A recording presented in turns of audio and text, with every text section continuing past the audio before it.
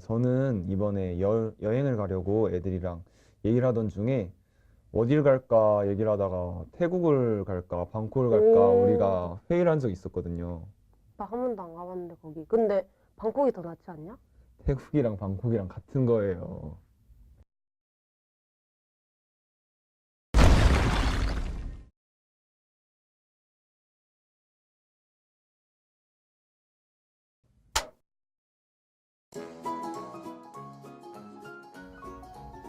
안녕하세요. 16학번 1트랙 신소재과학 2트랙 물리학 김동욱이라고 합니다. 안녕하세요. 17학번 권민준입니다. 1트랙으로 나노재료공학, 2트랙으로 신소재과학으로 전공하고 있습니다.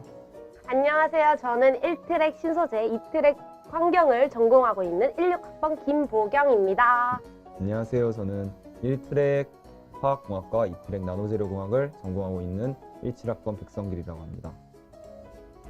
인류의 기술 발전과 사회 문제 해결을 위해 새로운 물질을 탐구하고 또 소재를 개발하는 신소재공학부입니다. 와, 일단은 이름에서도 알 수 있다시피 저희는 재료를 다루는 학문이에요. 그래서 이 학문적으로 재료를 다룬다는 게 좀 어려워 보일 수도 있으실 수도 있는데, 근데 이렇게 우리 주변에 이루어진 걸 보면은 다 재료로 이루어져 있기 때문에 쉽게 흥미를 가질 수 있을 거라 생각합니다. 저희 학부에는 나노재료공학과 신소재과학 이렇게 두 트랙이 있어요. 두 트랙의 차이는 그렇게 크지 않아요. 그래도 차이점을 생각해 보면 신소재 과학 같은 경우에는 기계적, 열적, 뭐 물리적인 재료의 특성이라든지 아니면 공정, 아니면 미세 구조의 변화에 대해서 공부를 하는 학문이고, 나노 재료 같은 경우에는 나노 크기라든지 아니면 나노 구조 이런 거에 관련돼서 공부를 하는 학문입니다. 트랙입니다. 먼저 신소재과학은 금속, 세라믹, 반도체, 고분자 등의 여러 가지 재료들을 다양한 관점에서 이해하고 그리고 그거를 자동차나 항공 같은 기계재료 산업이나 반도체 산업 또는 뭐 다른 여러 가지 산업들에 대해서 적용시키는 거죠. 맞아요. 활용 범위가 매우 넓은 학문이에요. 필요한 것도 물론 많고요. 맞아요. 다양한 그 유용함이 아마 신소재공학부의 매력인 것 같아요. 그 나노재료공학 트랙 같은 경우에는 그 다른 것보다 나노재료에 더 집중해서 나노재료의 설계나 뭐 구조 공정, 뭐 나노재료 디바이스 제작 등을 집중해서 배워요. 네, 맞는 것 같아요. 나노재료의 특성과 공정에 대해서 배운다고 생각하시면 될 것 같아요. 이제 재료를 다루는 학문이다 보니까 이제 재료도 다양하고 그만큼 분야도 다양해요. 그리고 또 분야도 다양하다 보니까 융합할 수 있는 분야도 매우 많은 것 같아요. 예를 들어서 뭐 있지? 항공우주 같은 것도 있고요. 아니면 바이오로직스 부분에서는 저희 인공장기 부분에서 신소재가 많이 사용되고 있고, 그 밖에도 뭐 화장품, 제철 이런 데도 저희 분야가 많이 쓰이고 있어서 진로 선택에 아주 다양하답니다. 중학교 과학 시간에 탄소 동소체를 조사하면서 노벨 화학상을 받은 플로렌 연구와 노벨 물리학상을 받은 그래핀 연구를 알게 되었어요. 그때 왜 같은 탄소인데 업적이 서로 다를까? 이렇게 생긴 순수한 호기심으로부터 시작해서 재료에 관심을 갖게 됐고 연구를 하기로 마음먹었어요. 그래서 저는 1, 2트랙 모두 신소재공학부에 있는 전공을 선택하였습니다. 그 되게 많은데 그 먼저 지금 생각나는 거 하나만 딱 말씀드리자면은 그 전산재료과학개론이라고 그 신소재과학 트랙 선택하시면은 전공 필수 과목으로 제시되어 있는 과목이 하나 있어요. 그게 시뮬레이션이라는 걸 배우는 그 과목인데, 시뮬레이션이 뭐냐면은 이제 그 컴퓨터 프로그램을 통해서 그 재료를 직접 실험을 하지 않고 재료를 그 어떻게 생겨 먹었는지, 뭐 재료가 어떤 과정을 통해서 어떻게 변하는지 이런 걸 다 알 수 있는 하나의 분야예요. 또 다른 분야로는 바이오 재료가 될 것 같아요. 바이오 재료가 뭐냐면 이제 인공장기나 면역 체계에 뛰어난 세포를 양성하는 것이라고 생각하시면 될 것 같아요. 그 외에도 휴대폰, 메모리, 디스플레이, 또 이제 태양전지에 사용되는 반도체 연구도 뭐 당연하죠. 그리고 세라믹도 빼먹을 수 없죠. 아주 유용한 연구 분야인데요. 전기 뚜껑도 세라믹으로 만들 만큼 일상생활에 가장 흔한 재료이기도 하죠. 대부분의 기업에서 재료 개발 분야가 있어요. 그래서 어느 기업을 가든 필요한 사람이 돼요. 맞아요. 그리고 재료가 큰 비중을 차지할 수 있는 화공이나 아니면 기공과 융합하여서 연구도 할 수 있어요. 그리고 재료가 다양하다 보니까 그만큼 선택할 수 있는 과목이 많고, 그래서 어떤 과목을 선택하는지에 따라서 진로가 매우 다양하답니다. 사람이 많지 않다 보니 모든 사람을 알 수 있어요. 나도 모르게 인맥이 쌓이는 느낌? 맞아요. 저도 다 홍강이거나 아니면 친구 한 명이서 음. 들었는데 이제 그런 분들이 모여가지고 친구도 되고 그러다 보니까 가족 같은 느낌이 나는 것 같아요. 그 과제가 별로 없어가지고 그런지 저희 학부가 과제가 좀 없는 편이거든요. 그래가지고 사람들이 되게 행복하고 좀 약간 학부 분위기가 약간 좀 평화로운 것 같아요. 다른 학부에 비해서. 그래가지고 뭐 학부 행사를 열면은 행사 참여율도 되게 높고 막 행사 참여한 사람들이 막 학생회 막 감사합니다, 뭐 컨택해줘서 감사합니다, 뭐 이런 식으로 되게 톡방에 올리고 막 그런 사람들도 되게 많아요. 신소재공학이라고 하면 그거 화공이랑 비슷한 거지? 이런 소리를 진짜 많이 들어요. 근데 좀 많이 달라요. 왜냐면은 신소재공학은 재료를 전문적으로 공부하니까요. 맞아요. 화학이 주가 된다고 생각할 수도 있는데 저희는 사실상 배워보면은 물리가 비중이 더 높은 것 같아요. 왜냐하면 이 자체가 저희 학과 자체가 작은 입자를 다루다 보니까 이게 뭐 양자역학이라든지 아니면은 열역학이 베이스가 되어 있는 경우가 많기 때문에 물리 비중이 더 높은 것 같고 그렇다고 해서 화학 비중이 아예 없는 건 아닌 것 같아요. 뭐 분야나 뭐 과목에 따라서 화학도 많이 쓰이니까 둘 다 놓치지 않는 게 중요한 것 같습니다.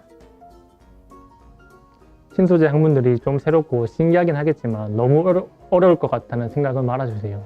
맞아. 그 다른 학부들도 다 똑같이 그 다른 학부처럼 저희도 그냥 한 학문을 그냥 깊게 들어가서 공부를 하거든요. 그런데 다른 학부들은 1학년 때 배웠던 것도 많고 그런데 신소재는 이제 좀 새롭고 그런 게 많으니까 그리고 1학년 때 배웠던 거라도 좀 방향성이 약간 달라서 약간 좀 오해가 좀 많은 것 같아요.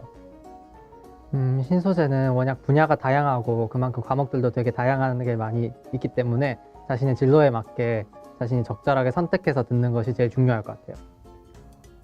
결정 결합론이 꼭 들어야 하는 과목인데 저한테는 너무 어려워가지고 이게 그치만 이게 물질의 특성을 파악하거나 이해하는 데도 매우 중요한 과목이기 때문에 꼭 들어야 합니다. 여러분 힘내세요.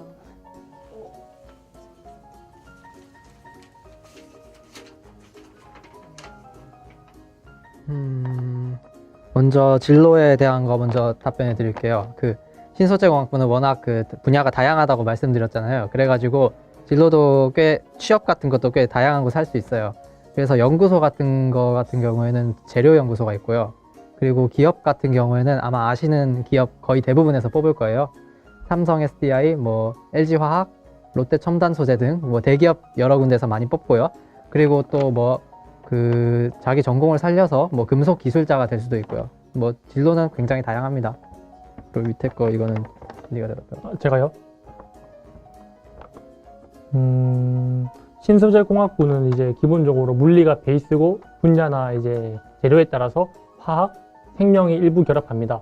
그리고 이제 신소재공학부 같은 경우는 이제 나노 단위로 나노에 대해서 배워야 되기 때문에 양자역학이나 열역학도 많이 배우실 거예요. 하지만 이제 깊게 다루지는 않으니까 걱정 안 하셔도 될 것 같아요. 신소재공학과는 좀 약간 전문적인 학과라고 해야 되나? 전문적인 학과여가지고 다른 학과랑 겹치는 과목이 되게 없어요. 거의 적어요. 그래가지고 만약에 여러분들이 뭐 배우고 싶거나 아니면은 뭐 연구하고 싶은 분야가 정해져 있다! 그러면은 1, 2트랙 둘 다 선택하시는 게 도움이 많이 될 것 같습니다. 저는 뭐 재료를 뭐 좋아한다 뭐 이런 사람들은 두말할 것도 없고 그 일단 그 기초 과목들을 다 배워보니까 물리 뭐 수학 생명 코딩 뭐 이런 게 전부 다 비슷하다 뭐 특별하게 내가 좋아하는 게 없는 것 같다 이러신 분들이 오면은 괜찮을 것 같아요. 이 트랙은 솔직히 말해서 확실히 신소재공학을 전공하고 있다는 느낌은 그렇게 많이 없어요. 그렇기 때문에 약간 대학원의 진로가 확실하고 그쪽이 약간 의식이 불명한 사람이라면 저는 1트랙으로 추천드리고 싶어요. 사람들 수가 워낙 적다 보니까 저희가 다른 학부보다 꽤 소수 학부거든요. 그래서 교수님들이 학생들한테 굉장히 관심이 많으시고 그리고 찾아가면은 되게 반갑게 맞아주시고 해가지고 소통하려고 굉장히 노력을 많이 해주시거든요. 그래가지고 제 아는 분 중 한 명은 또 스승의 날에 편지를 쓰셨는데 그 교수님께서 메일로 답장까지 오셨대요. 솔직히 난 예술성을 좀 뛰어나게 생각하네. 네, 뭐 몰랐네요. 제가 또 신소재공학과를 선택한 이유가 있습니다. 왜냐하면 저희 학교에 손재성 교수님이 계신데 이 손재성 교수님께서는 에너지 재료를 페인트 형태로 만드셨어요.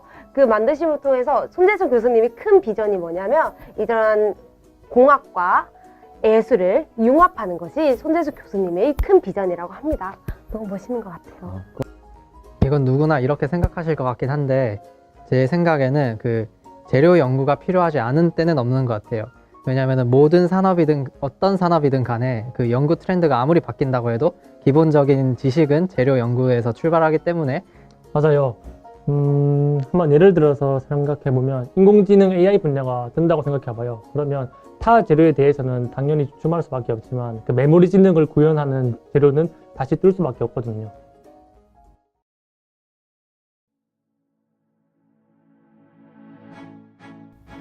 답이 없다. 왜? 신소재공학부란 답을 찾아가는 학문이기 때문이죠. 오! 지금까지 저희는 지금까지 저희는 지금까지 저희는 신소재공학부였습니다.